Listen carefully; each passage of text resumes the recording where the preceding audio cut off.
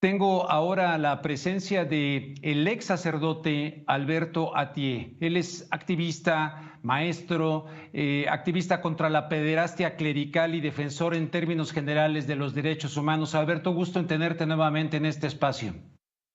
Igualmente, Rubén, muchas gracias. Muy amable de tu parte. Pues no, al contrario, es un tema crucial. ¿Cuál es tu reacción ante esta información que ha salido a la luz con respecto a Ratzinger, de lo cual tú sería muy oportuno que hoy pues repitas para la gente que no lo sepa, ¿no? La experiencia que personalmente tú tuviste al viajar a Roma y tratar de informar a Ratzinger del caso del padre Maciel, pero esto de cuando era en el arzobispado de Múnich, en Alemania.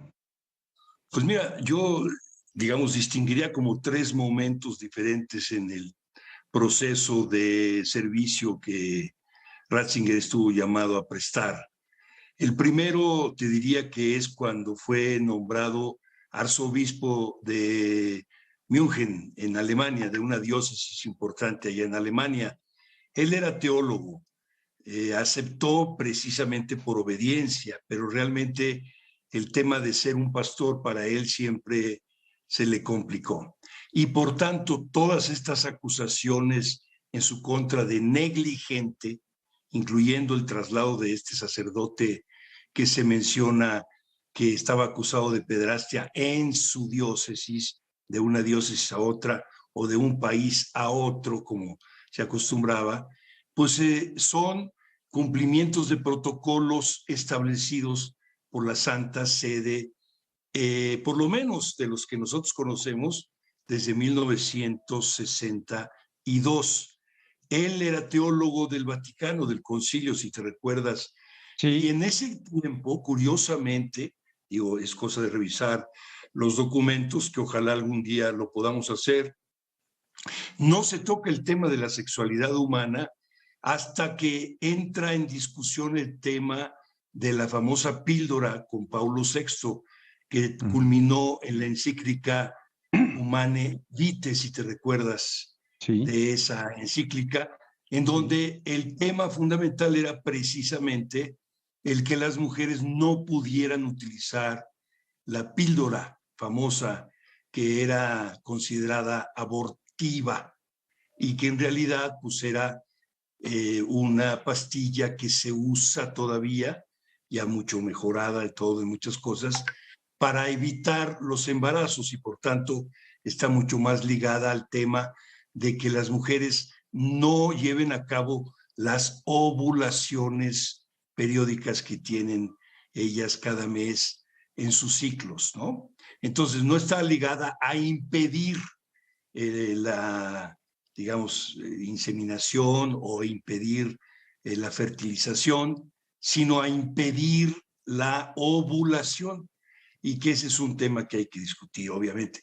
Pero yo te diría que los casos a los que se les está acusando hoy a Ratzinger, pues son casos de muchísimos obispos, casi todos, porque cumplían con los protocolos del Vaticano, el protocolo de 1962 que se llamaba Crimen Solicitaciones, en torno al sacramento de la confesión, en donde sacerdotes comenzaron con pedirse los favores sexuales a mujeres y luego pasaron a los casos de niñas y niños. Y eso es un tema obviamente muy doloroso, muy injusto, porque marcan para siempre a las niñas y a los niños y obviamente no tienen explicación y menos justificación. Entonces, Ratzinger podía perfectamente haber evitado ese procedimiento en su diócesis como obispo, pero no lo hizo. Entonces, está acusado de lo que llamaríamos encubrimientos, no tanto de abusos, porque yo he definido que la pederastia clerical tiene por lo menos 3 grados: el que comete los abusos, el que los encubre localmente por órdenes del Vaticano y el que los encubre porque los tiene clasificados y mantiene en secreto la información, que es el obispo local y la Santa Sede. Entonces, en ese sentido, sí te diría que Ratzinger está acusado de encubridor de sacerdotes pederastas, no solamente en los casos que se mencionaron en el reportaje, sino de los famosos niños que no sabemos cuántos son, pero evidentemente Alemania es uno de los primeros países que resultó investigador de casos de abuso y encontraron en este contexto, obviamente, al cardenal Ratzinger. Alberto, tú tienes algo que has contado reiteradamente en diferentes medios de comunicación. Cuando yo estaba en Estados Unidos lo platicaste, pero creo que en este contexto no es ocioso repetir un poco la experiencia que tuviste al viajar a Roma con Monseñor Talavera y lo que ocurrió allá. Creo que en este contexto es valioso porque hay una respuesta directa de Ratzinger que podría conectarse con lo que estamos hablando esta noche. Pues sí, mira, sería, desde mi punto de vista, la segunda dimensión del servicio que fue llamado a prestar Ratzinger, que era prefecto de la Congregación para la Doctrina de la Fe. Y ahí es donde los ex legionarios presentaron en 98 su denuncia. Y luego yo, siguiendo las indicaciones del nuncio Justo Muyor, porque yo no soy experto en derecho canónico, no soy canonista, siguiendo sus indicaciones, escribí una carta que fue la que él me recomendó de escribirle al cardenal Ratzinger, contándole precisamente lo que a mí me había sucedido en mi ministerio, y es precisamente haber atendido a un exlegionario de Cristo, Juan Manuel Fernández Amenábar, de quien yo supe en ese momento solamente los abusos que el padre Maciel había cometido en contra de él, incluyendo violaciones a su persona, y por otro lado, el que lo había mandado a traerle dolantina, droga, que es un derivado de la morfina en España, para inyectársela él en los hoteles de España. Fueron esas dos cosas que yo supe. Después supe otras cosas de Juan Manuel, incluyendo intentos de suicidio que él había tenido, pero eso ya fue posterior, y gracias a las hijas de don Manuel Espinosa Iglesias, de otros asuntos que supe de él, y luego que fue rector de la universidad, y yo supe de él por un matrimonio que él iba a realizar y no realizó, y yo conozco al matrimonio, etcétera.